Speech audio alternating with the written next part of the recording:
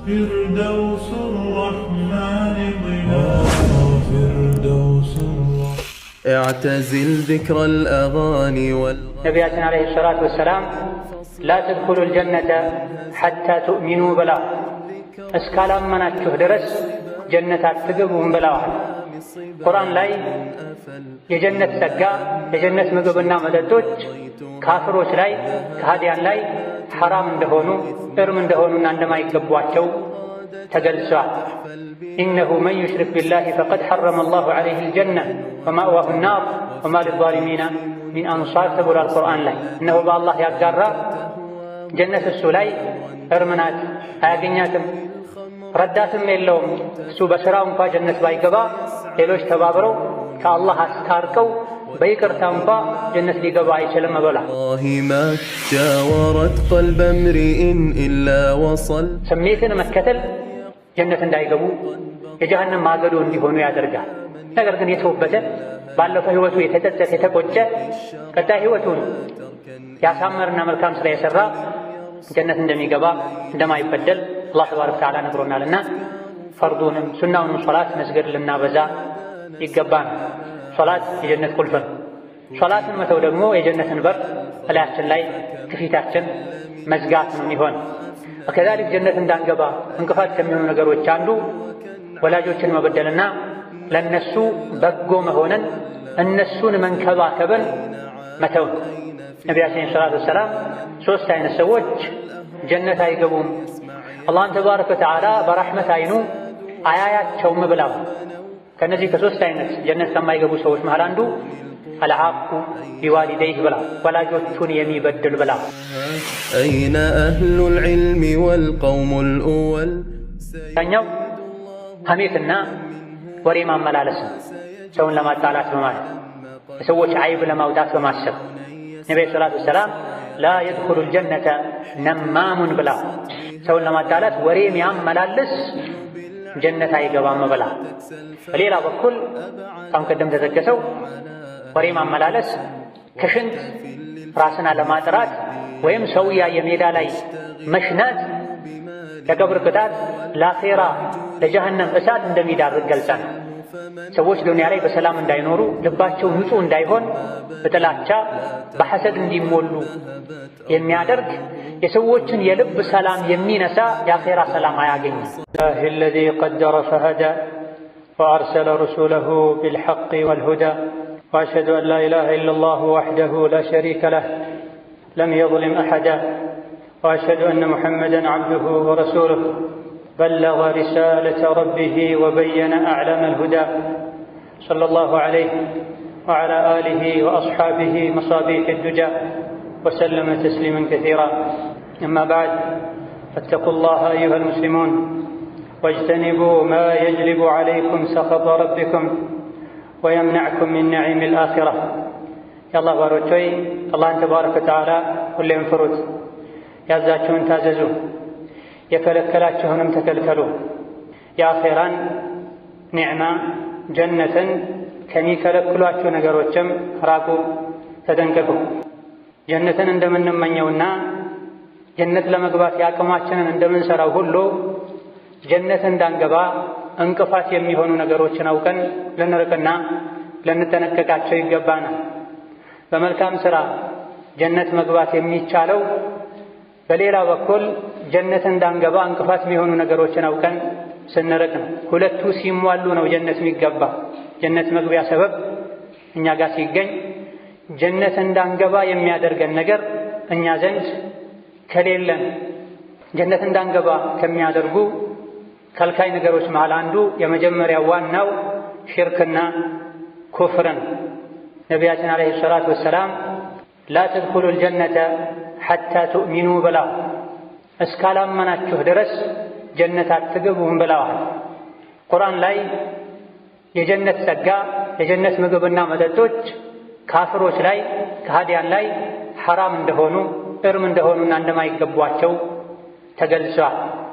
ኢነሁ መን ዩሽሪክ ቢላሂ ፈቀድ ሐረመ አላሁ ዐለይሂል ጀነ ወመእዋሁ ናር ወማ ሊዛሊሚና ሚን አንሳር ተብሏል ቁርአን ላይ። እነሆ በአላህ ያጋራ ጀነት እሱ ላይ እርም ናት፣ አያገኛትም፣ ረዳትም የለውም። እሱ በሥራው እንኳ ጀነት ባይገባ ሌሎች ተባብረው ከአላህ አስታርቀው በይቅርታ እንኳ ጀነት ሊገባ አይችልም ብላ። ስለዚህ ማንኛውም ጀነትን የሚመኝ የሚፈልግ በሙሉ ከሽርክ ራሱን ሊያጠራ ከኩፍር ራሱን ሊያጠራ ይገባ። ትክክለኛ የተሟላ ኢማንን ማመንም ይጠበቅበታል። ትልቁ የጀነት ዋጋ ኢማን ነውና። ሌላኛው ጀነት እንዳንገባ እንቅፋት የሚሆነው የአላህና የመልእክተኛውን ንግግር ማስተባበል፣ ለአላህና ለመልእክተኛው ትዕዛዝ እጅ ለመስጠት። ኢነ አለዚነ ከዘቡ ቢአያቲና ወስተክበሩ ዐንሃ ላ ቱፈተሑ ለሁም አብዋቡ ሰማእ ወላ የድኹሉነ አልጀነተ ሐታ የሊጀል ጀመሉ ፊ ሰሚል ኺያጥ ወከዛሊከ ነጅዚ ዛሊሚን ብሏል አላህ ተባረከ ወተዓላ። እነዚያ ቁርአንን ሐዲስን ያስተባበሉ ከቁርአንና ከሐዲስ መመሪያም የተኩራሩ አላህ ሐራም ያደረገውን ነገር ለመተው ፈቃደኛ ያልሆኑ አላህ ያዛቸውና ግዴታ ያደረገውን ነገር ለመተግበር ዝግጁ ያልሆኑ የሰማይ በር አይከፈትላቸውም። ነፍሳቸው ንጹሕ ሆና ወደ ሰማይ አትወጣም። ጀነትም አይገቡም ግመል በመርፌ ቀዳዳ እስካልተሻገረ ድረስ ብሏል አላህ ተባረከ ወተዓላ። ግመል ትልቅ የሆነ እንስሳ በመርፌ ቀዳዳ ሊሾልክ አይችልም። በምንም መልኩ ግመል በመርፌ ቀዳዳ መሻገር እንደማይሾልከው ሁሉ የአላህና የመልእክተኛውን ንግግር ያስተባበለ አምኖ ያልተቀበለ አላህና መልእክተኛው ያዘዙትን ሙሉ በሙሉ እምቢ ያለ የከለከሉትን ሆን ብሎ አውቆ አምጾ ሐላል ነው ብሎ የተዳፈረ መቼም ጀነት አይገባም። ወከዛሊከ ነጅዚ ዛሊሚን ብላ ተበድለው አይደለም እነሱ ራሳቸው በዳዮች ስለሆኑ ጀነት አይገቡም ብሏል። በመሆኑም ማንኛውም አላህና መልእክተኛው የነገሩንን ነገር በሙሉ ሐቅ ነው እውነት ነው ብለን ልናምን፣ ማንኛውም አላህና መልእክተኛው አድርጉት ብለው ያዘዙትን እንደ አቅማችን ልናደርግ፣ ተውት ያሉትን ደግሞ ሙሉ በሙሉ ያለምንም መስፈርት ልንተው ይገባል። ማድረግ ነው ከአቅም ጋር የተያያዘው። ማድረግ አቅም ይጠይቃል። መተው ግን ምንም የሚጠይቀው ነገር የለም። እሺ ብሎ መተው መታቀብ።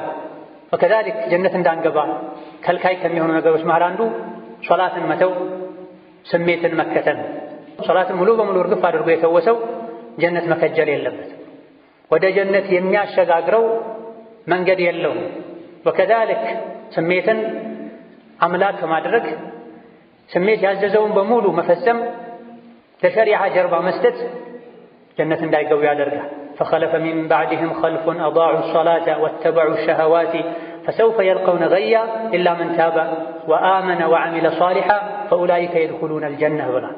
ከነቢያት ከደጋግ አማኞችና የነቢያትን መንገድ ከሚከተሉ ሰዎች በኋላ ሌላ መጥፎ ተተኪዎች ተተኩ ምድር ላይ። ሶላትን ቸላሉ፣ ስሜትን ተከተሉ፣ ጀሃነምን ይገባሉ። እነዚያ የተወበቱ መልካም ሥራ የሰሩት ሲቀሩ እነሱ ግን ጀነት ይገባሉ፣ ምንም አይበደሉም፣ ከሥራቸው ምንም አይጎድልባቸውም፣ ያልሰሩትም አይጫንባቸውም ብሏል። ሶላት መተው ስሜትን መከተል ጀነት እንዳይገቡ የጀሃነም ማገዶ እንዲሆኑ ያደርጋል። ነገር ግን የተወበተ ባለፈው ሕይወቱ የተጸጸተ የተቆጨ ቀጣይ ሕይወቱን ያሳመርና መልካም ሥራ የሠራ ጀነት እንደሚገባ እንደማይበደል አላህ ተባረከ ወተዓላ ነግሮናልና ፈርዱንም ሱናውንም ሶላት መስገድ ልናበዛ ይገባል። ሶላት የጀነት ቁልፍ ነው። ሶላትን መተው ደግሞ የጀነትን በር እላያችን ላይ ከፊታችን መዝጋት ነው የሚሆን። ወከዛሊክ ጀነት እንዳንገባ እንቅፋት ከሚሆኑ ነገሮች አንዱ ወላጆችን መበደልና ለነሱ በጎ መሆንን እነሱን መንከባከብን መተው። ነቢያችን ሰለላሁ ዐለይሂ ወሰለም ሶስት አይነት ሰዎች ጀነት አይገቡም፣ አላህን ተባረከ ወተዓላ በረሕመት አይኑ አያያቸውም ብለው። ከነዚህ ከሶስት አይነት ጀነት ከማይገቡ ሰዎች መሃል አንዱ አልዓቁ ቢዋሊደይህ ብላ፣ ወላጆቹን የሚበድል ብላ። ወላጆችን መበደል ሰፊ ርዕስ ነው። በጥቅሉ ለእነሱ በጎ አለመሆን፣ ቀልባቸውን መስበር፣ ማስደንገጥ፣ ማሸማቀቅ፣ ደስተኛ እንዳይሆኑ ማድረግ ዕቁቅ የሚለው ውስጥ ይካተታል። የሚፈልጉትን ነገር እስኪጠይቁህ ድረስ አትጠብቅ። ስሜታቸውን ያነበብክ የሚወዱትን የሚፈልጉትን አድርግ። በግልጽ አውጥተው እንዲህ አድርግልኝ ያሉ አይምትል ከሆነ መታመናጨቃቸው ከሆነ ክብራቸውን የምትነካ ከሆነ የጀነት በር ከፊትህ ይዘጋል።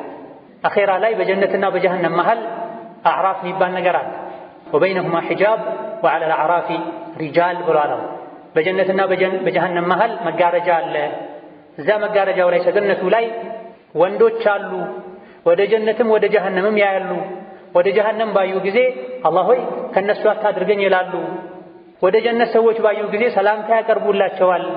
ጀነት አልገቡም፣ ተስፋ ግን አላቸው ብሏል አላህ ተባረከ ወተዓላ። ተስፋ ያደርጋሉ ብሏል። ማን ናቸው እነዚህ በጀነትና በጀሃነም መሃል ተንጠልጥለው የሚቀሩ ሰዎች የሚለውን በተመለከተ ቀደምቶች ብዙ ብለዋል። ከዚህም አንዱ ወላጆቻቸውን ሳያስፈቅዱ ለጂሃድ የሄዱ ሰዎች ናቸው ተብሏል። ጀሃነም እንዳይገቡ ጂሃዱ ከልክሏቸዋል። ለአላህ ብለው ለዲን ብለው መቸገራቸው መዝመታቸው። ጀነት እንዳይገቡ ደግሞ ወላጆቻቸውን ሳያስፈቅዱ መሄዳቸው አግዷቸዋል። እንደው እስላምን ዲንን የበላይ ለማድረግ እንኳ ያለ ወላጅ ፈቃድ መሄዳቸው ጀነት እንዳይገቡ እንቅፋት ከሆነባቸው በተለያዩ ለወንጀሎች ወላጆችን ለማስከፋት እነሱን ለማስቀየም አትሂድ ወዳዱት እንኳ ወደ ወንጀል ወደ ማይጠቅም ቦታ የሚሄድ ዕጣ ፈንታው ምን ሊሆን እንደሚችል አቅል ያለው ሁሉ መገመት ይችላልና ጀነት ከፈለክ ወላጆችን አስደስት። ሌላኛው ጀነት እንዳይገቡ እንቅፋት የሚሆነው ተግባር ዝምድናን መቁረጥ ነው። ነቢያችን ሰለላሁ ዐለይሂ ወሰለም ኢማም ሙስሊም ሌሎች የዘገቡት ሐዲስ ላ የድኹሉል ጀነተ ቃጢዑ ረሒምን ብላ ዝምድናን የሚቆርጥ ጀነት አይገባም ብላ። ሰዎች ሲራጥን በሚሻገሩበት ጊዜ ዝምድና የጀሃነም ደጃፍ ላይ ትቆማለች ተብሏል። አላህ ተባረከ ወተዓላ ዛሬ ምጥለውም ማሳልፈውም ባንቺ ነው ይላል ተብሏል። ያኒ ዝምድናን የቀጠለ አላህ ሲራጡን ይቀጥልለታል፣ መሻገር ይችላል። ዝምድናን ያልቀጠለ ሲራጥ መሻገር አይችልም፣ መንገዱ ይቆረጥበታል። ማንኛውም አማኝ አላህ የሚፈራ ኸይራን የሚከጅል ዝምድናውን ሊቀጥል ይገባዋል። አይ ብሎ ዝምድናን ቸላ ያለ እንደሆነ ማንንም አልፈልግም ማንንም አላስጠጋም ወደ ማንም አልጠጋም ያለ እንደሆነ ሲራጥ ተሻግሮ ጀነት መግባት አይችልም። ባለንበት ጊዜ ዝምድና እጅጉኑ የተረሳ ጉዳይ ሆኗል። የሰዎች ዘመዳቸው የሥራ ባልደረባቸው ነው፣ የሚያበላቸው የሚያጠጣቸው ሰው ነው። ከአባት እናቱ ጋር ከእህት ከአክስቶቹ ጋር አውር የሚሆን ምንም አይነት የሥጋ ዝምድና ከሌለው ዲን እንኳ ከማያስተሳስረው ዱንያ ካቀራረበችው ሰው ጋር ማርና ቅቤ የሚሆን ሰው አለ። ከእናንተ ውስጥ መልካም ሰው ማለት ለቤተሰቦቹ መልካም የሆነ ሰው ነው ተብሏል ሸሪዓችን ላይ። ያንተ ጥሩነት ከሚለካባቸው መለኪያዎች አንዱ ዝምድናን መስቀጠል መሆንህ። ጀነት መግባት የፈለገ የአላህን ምህረት የፈለገ ሪዝቁ እንዲሰፋለት የፈለገ እድሜው እንዲረዝምለት ወይም በረካ እንዲሆንለት ባጭር እድሜ ብዙ መልካም ሥራ ጠቃሚ ነገር መስራትን የፈለገ ዝምድናን ሊቀጥል ይገባዋል። ወሀከዛ ጀነት እንዳይገቡ እንቅፋት ከሚሆኑ ነገሮች ሌላኛው ጎረቤትን አዳ ማድረግ፣ ጎረቤትን ማስቸገር። ነቢዩ ዓለይሂ ሰላቱ ወሰላም ጎረቤቱ እሱ ጥቃት ሊያደርስብኝ ይችላል እያለ የሚሰጋ ሰው ጀነት አይገባም ብለዋል። ጎረቤቱ እሱ ሊያጠቃኝ ይችላል፣ ሊጎዳኝ ይችላል፣ ችግር ሊያደርስብኝ ይችላል እያለ የሚፈራው እንዲሰጋ እንዲጨነቅ የሚያደርገው ሰው ጀነት አይገባም ብለዋል። ጎረቤት ሰፊ ነው። ከሃይማኖት ጋር ብቻ መተያያዝ አይደለም። ሙስሊምም ይሁን ሌላ እምነት የሚከተል ዘመድም ይሁን ባዕድ ለአንተ ጥሩ የሚያደርግና የሚያስብም ይሁን ማያስብ በአንተ በኩል ያለ እስላማዊ ግዴታ ለጎረቤትህ በጎ መሆን፣ አለመረበሽ፣ አለማስቸገር፣ አለማስደንገጥ፣ ገመናውን አለመከታተል፣ ሲቸገር መርዳት ግዴታ አለብህ። ይሄን ግዴታ ከመተውም አልፎ አዳ የምታደርገው የምታስጨንቀው ከአንተ ጎረቤት በመሆኑ ሰላም እንዳይሰማው የምታደርግ ከሆነ የአኼራን ሰላም ታጣለህና ጀነት መግባት የፈለገ ለጎረቤቱ በጎ ሊሆን ይገባዋል። ሌላው ጀነት እንዳይገቡ የሚያደርገው እንቅፋት ኩራት ነው። ነቢያችን ሰለላሁ ዐለይሂ ወሰለም ልቡ ላይ ቅንጣትን የምታክል ኩራት ያለ ሰው ጀነት አይገባም ብለዋል። ኩራት ማለት ሰዎችን መናቅ፣ ሐቅን አልቀበልም አልከተልም ማለት እንደሆነ ነቢዩ ራሳቸው ተርጉመውታል፣ ፈስረውታል። ኩራት ብሎ ማለት ጥሩ መልበስ፣ ጥሩ መብላት፣ ጥሩ ኑሮ መኖር ማለት አይደለም። ኩራት ማለት ሰዎችን መናቅ፣ በኑሮ ደረጃቸው በአንዳንድ ተፈጥሯዊ ሁኔታዎቻቸው ከአንተ የበታች መስለው የሚታዩህ ሰዎችን መናቅ፣ አሳንሶ ማየት፣ ራስህን ከነሱ ላይ ከፍ ማድረግ፣ ሰላም ሲሉ መልስ አለመስጠት፣ ሊጨብጡህ ሲፈልጉ መጠየፍ፣ ይሄ ኩራት ይባላል። እንደዚሁ ሐቅን አልቀበልም ማለት አንተ ጋር ጥፋት ያለ ይህ ትክክል አይደለም አስተካክል ተብሎ በቁርአን በሐዲስ በምክንያት እየተነገረው አልሰማም አልቀበልም የሚል ኩራተኛ ነው። በተረፈ አቅም ያለው ሰው ጥሩ ጫማ ቢያደርግ፣ ጥሩ ልብስ ቢያደርግ፣ ጥሩ መኪና ቢጠቀም ኩራት አይደለም። ስለዚህ ነብዩ ሲናገሩ ስለ ኩራት ሲናገሩ አንድ ሰው ጫማው ልብሱ ጥሩ እንዲሆን ይፈልጋል፣ ይህ ኩራት ነው እንዴ ሲላቸው የማዕና الحديث ይሄ ኩራት አይደለም፣ አላህ ተባረከ ወተዓላ ውብ ነው፣ ውብ መሆንን ይወዳል ብለዋል ነብዩ ሰለላሁ ዐለይሂ ወሰለም። ይልቅ ኩራት ማለት ሰውን መናቅና ሐቅን መቀበል አሻፈረኝ ማለት ነው ብለዋልና ኩራተኞች አኺራ ላይ ጀነት ላይ ማረፊያ የላቸውም። ለአላህ ብሎ የተናነሱ ናቸው ጀነት ላይ ገብተው የሚከብሩት። ኩራት ማያስወቅስበት ስፍራና ቦታ ላይ የሚኮሩት። እዚህ የኮራ ያላግባብ የተንቀባረረ አኺራ ላይ ያንሳል። ጉንዳን ያክላሉ፣ ሰዎች ይረግጧቸዋል ተብሏል። ዱንያ ላይ የሚኮራሩ የሚንቀባረሩ ራሳቸውን ከፍ ከፍ የሚያደርጉ አኺራ ላይ ትንንሽ የጉንዳኖችን ያክላሉ፣ ሰዎች የረገጧቸው ይሄዳሉ ብለው የጀዛቸውን አላህ ይሰጣቸው። በአንጻሩ ደግሞ ለአላህ ባሮች የሚተናነሱ አኺራ ላይ አላህ ከፍ ያደርጋቸዋል። የጀነት መግባት የሚፈልግ ለአላህ ሲል ሊተናነስ ራሱን ዝቅ ሊያደርግ ይገባዋል። ወከዛሊክ ጀነት እንዳይገቡ እንቅፋት ከሚሆኑ ነገሮች ሌላኛው ሐሜትና ወሬ ማመላለስ ነው። ሰውን ለማጣላት በማለት የሰዎች አይብ ለማውጣት በማሰብ ነብዩ ሰለላሁ ዐለይሂ ወሰለም ላ የድኹሉል ጀነተ ነማሙን ብላ ሰውን ለማጣላት ወሬ የሚያመላልስ ጀነት አይገባም ብላ። በሌላ በኩል ካሁን ቀደም ተጠቀሰው ወሬ ማመላለስ ከሽንት ራስን አለማጥራት ወይም ሰውያ የሜዳ ላይ መሽናት ለቀብር ቅጣት ለአኺራ ለጀሃነም እሳት እንደሚዳርግ ገልጸናል። ሰዎች ዱንያ ላይ በሰላም እንዳይኖሩ ልባቸው ንጹህ እንዳይሆን በጥላቻ በሐሰድ እንዲሞሉ የሚያደርግ የሰዎችን የልብ ሰላም የሚነሳ የአኺራ ሰላም አያገኝም። አሁን ማንኛውም ጀነት መግባት የሚፈልግ ምላሱን ሊጠብቅ ወሬ ከማዋሰድ ሰውን ከማጣላት ሊታቀብ ይገባዋል። ሌላኛው ጀነት እንዳይገቡ እንቅፋት የሚሆነው ዕዳን ነቢያችን ሰለላሁ ዐለይሂ ወሰለም ፊ ሰቢልላህ ሸሂድ ሆኖ የሞተ ወንጀሎቹ በሙሉ ይሰረዙለታል ዕዳ ሲቀር ብለዋል። ማንኛውም ሰው ዕዳ ያለበት ከሞተ ዕዳው እስካልተከፈለ ድረስ ጀነት መግባት እንደማይችል ይህ ሐዲስ ያሳያል ብለዋል በርካታ ፉቃሃዎች። በተቻለው ያክል ማንኛውም ሰው ከዕዳ ራሱን ሊያርቅ ከሰዎች ከመበደር ይልቅ ከነፍስያው ሊበደር ይገባዋል። ጥሩ ልብስ መልበስ አምሮት ከሚበደር ነፍሱን ይበደራል፣ ጠብቅ ይበላል። ጥሩ ምግብ አምሮት ከሆነ የሚበደረው ነፍሴ ታገሽ ይበላል፣ ከነፍሱ ይበደር ከሰው ከመበደር። የብድር ጉዳይ ከባድ ነው፣ ሌላ ልንጠነቀቅ ይገባናል። ወከዛሊክ ጀነት እንዳይገቡ ከሚያደርጉ እንቅፋቶች ሌላው ሐራም መብላት ነው። ኢማም አሕመድ ሌሎችም በዘገቡት ሰነዱ ቀዊይ በሆነ ሐዲስ የተኛውን በሐራም የደለበ ሰውነት ስጋ ጀነት አይገባም፣ ፈናሩ አውላ ቢሂ ለሱ ይበልጥ የምትገባው ጀሃነም ናት ብለዋል ነብዩ ሰለላሁ ዐለይሂ ወሰለም። የተኛውን ሐራም በመብላት የተገነባ ሰውነት ስጋ ጀነት አይገባም፣ ለሱ ይልቅ የምትገባው ጀሃነም ናት፣ እሳት ናት ብለዋል። ስለዚህ የምትበላውን ሐላል አድርግ። ሙስሊም ንግድ ውስጥ ሲገባ የንግድ ስነ ስርዓቶችን ሁኔታዎችን ሐላል ሐራሙን ማወቅ አለበት። ልክ ወደ ሶላት ሲገባ የሶላት ህግጋትን እንደሚያውቀው ሶላት አስተካክለህ ካልሰገድክ ሶላት እንደማይሆነው ሁሉ ንግድም የሸሪዓውን ህግ ጠብቀህ ካልነገድክ ሐላል አይሆንም። ደጋ ቀደምቶች በየገበያው የዞሩ የንግድ ህግጋትን የመሸጥ የመለወጥ የማከራየት የመከራየት መሰል የሆኑ የሙዓመላ ነጥቦችን እየጠየቁ ትክክል መልስ የሰጠውን አንተ ነግድ ይሉታል። በትክክል መልስ ማይሰጠውን ተነስ ከሙስሊሞች ገበያ ውጣ፣ ሪባን እንዳትበላ ሪባን እንዳታበላ እያሉ ከገበያ ያባሩ ነው። ዛሬ ላይ እንደው የአላህ በላ ከሰማይ እንዳይመጣብን እንድንሰጋ እንድንጨነቅ ሁሉ የሚያደርግ ሁኔታ በሙስሊሙ መሃል አለ። ሐራምነቱ በግልጽ የሚታወቅን ነገር ችግር የለውም እቺን ችግር እስክንሸጋገር ድረስ እያሉ በሐራም ለመክበር የሚሞክሩ ሀብት ላይ ሀብት ለመጨመር ሐራም ንግድ የሚነግዱ የተለያየ ሐላል የሚያስመስሉ ስሞችን የሚሰጡ ሰዎች አሉ። ሐቅ ግልጽ ነው። ሐላልና ሐራምን ሙእሚን ከሆንክ ልብህም ያውቀዋል። እንድትጠራጠር ለምን አረኩት ብለህ እንድትጨናነቅ እንድትሰጋ የሚያደርግህ ነገር በሙሉ ሙእሚን ከሆንክ ልትርቀው ይገባል።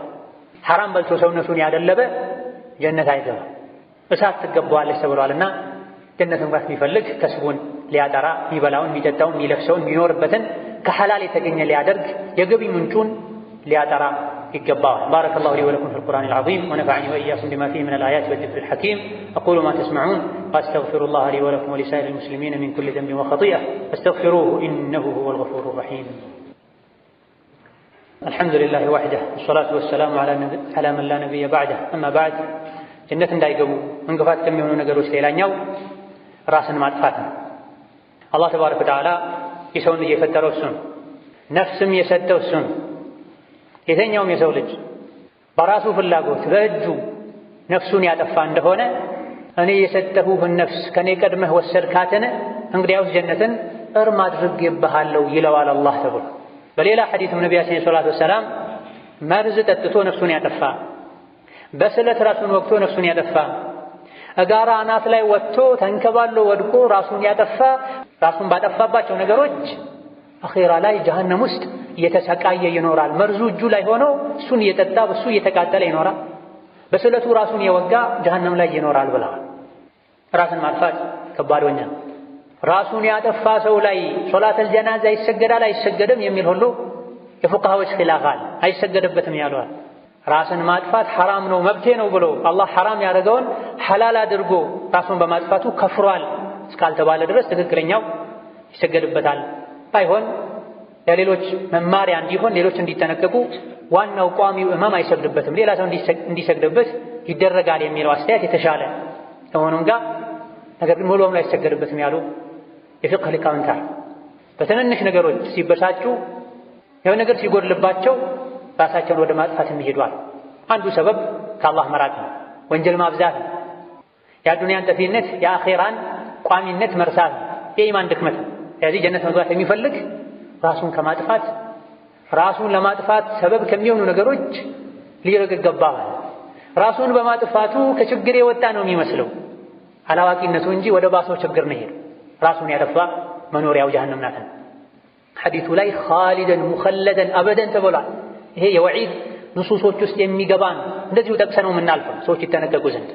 ከዛሊክ ጀነት እንዳይገቡ እንቅፋት ከሚሆኑ ነገሮች ሌላኛው ከሰጡ በኋላ መመጻደቅ፣ ኸምርን ሆን ብሎ ደጋግሞ መጠጣት፣ በድግምት ማመን፣ ወደ ድግምተኛ መሄድ፣ ከዛ ጠንቋይ መሆን፣ የጠንቋላ ሥራ መስራት። እነዚህን በአንድ ሐዲስ ነብዩ ሰለላሁ ዐለይሂ ወሰለም ገልጸዋል። ሰጥቶ የሚመጻደቅ እንዲያርግልህ በእኔ አድርገህ እኔ ባደረግኩልህ ለዚህ በቅተህ ዛሬ እንዴት ሆናለህ እንዴት አደርጋለህ እያለ ሊመጻደቅ አይገባም። ይሄን የሚያደርግ ሰው በሰደቃው አጅር ካለማግኘቱም አልፎ ይህ መመጻደቁ ራሱን ከፍ ከፍ ማድረጉ ሌሎችን ማሸማቀቁ ጀነት እንዳይገባ ያደርገዋል። ወሀከዛ ኸምርን ሆን ብሎ ደጋግሞ የሚጠጣም ጀነት አይገባም ተብሏል።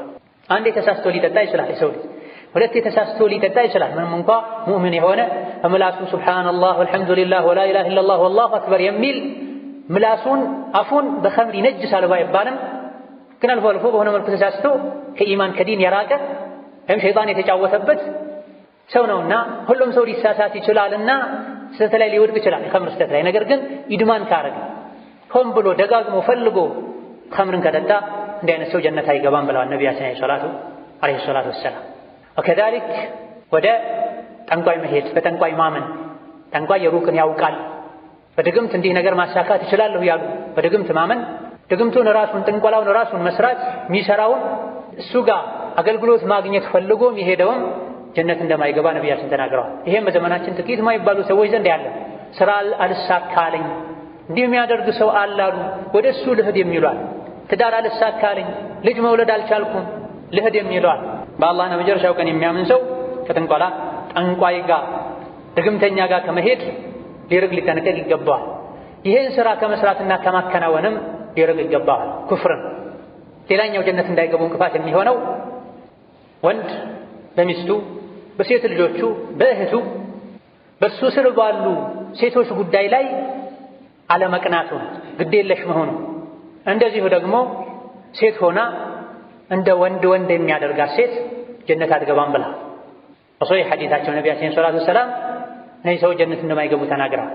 ደዩት ሚስቱ ከማን ጋር ዋለች፣ ምን አይነት ልብስ ለበሰች፣ ሴት ልጁ ጓደኛዋ ማን ነው ማናት፣ እየደወለ 10 የሚያወራት ወንድ ማን ነው ምንድን ነው እያለ ለሚስቱ ለልጁ ክብር ማይጨነቅ ከሴት ልጁ ጋር ከእህቱ ጋር ወንድ እንኳን ቢያይ ምንም የማይመስለው ቅናት ከልቡ የጠፋ ወንድ ጀነት አይገባም ተብሏል። እንደዚሁ ደግሞ ሴት ሆና ከወንድ ጋር የምትመሳሰል ባነጋገሯ ባለባበሷ የወንድ መለያ የሚባሉ ነገሮችን ሆን ብላ ፈልጋ የምታደርግ ወንድ ሴት ጀነት አትገባም ብለዋል ነብዩ ሰለላሁ ዐለይሂ ወሰለም። ሁሉም የሰው ልጅ የራሱ የሆነ ተፈጥሮ አለ። ወንድ የራሱ ተፈጥሮ አለ። በዛ ሊብቃቃ እንደ ወንድ ሆኖ ሊኖር ይገባል።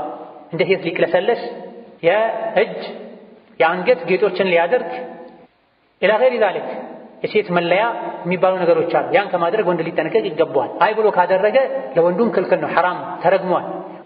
ወንድ ሆኖ ከሴት የሚመሳሰል ሴት ሆና ከወንድ የምትመሳሰል አላህ ይርገማቸው፣ አላህ ረግሟቸዋል ተብሎ ወከዛሊክ ሴት ሆና እንደ ወንድ የሚያደርጋት በምንም መልኩ የወንድም ባህሪ ፈልጋ ሆን ብላ የምታደርግ ጀነት አትገባም ተብሎ ከዛ ጀነት እንዳይገቡ እንቅፋት ከሚሆኑ ነገሮች መሃል አንዱ ካገባ በኋላ እድሜው ከገፋ በኋላ ዝሙት የሚሰራ ሽማግሌ፣ ውሸት የሚዋሽ ንጉስ፣ የሚኮራ ደሃ ብለዋል ነብዩ ሰለላሁ ዐለይሂ ወሰለም። እነዚህ ሶስቱ ጀነት አይገቡም።